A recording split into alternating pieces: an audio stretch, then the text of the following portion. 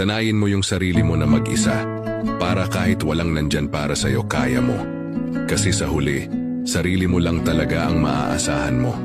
Hindi mo kontrolado kung sino ang mananatili o aalis, pero hawak mo kung paano ka tatayo kahit ilang beses kang iwan. Hindi ibig sabihin ito na isasara mo na ang puso mo sa lahat. Ang ibig sabihin lang, buo ka na kahit mag-isa.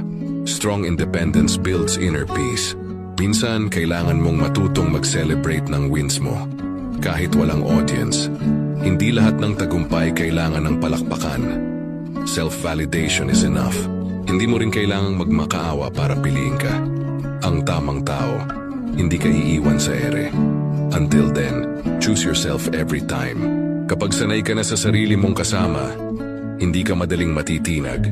Wala kang takot mawala ang hindi naman sigurado.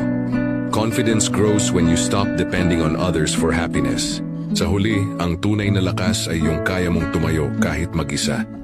Hindi dahil wala kang mahal, kundi dahil mahal mo ang sarili mo. And that kind of strength is unbreakable.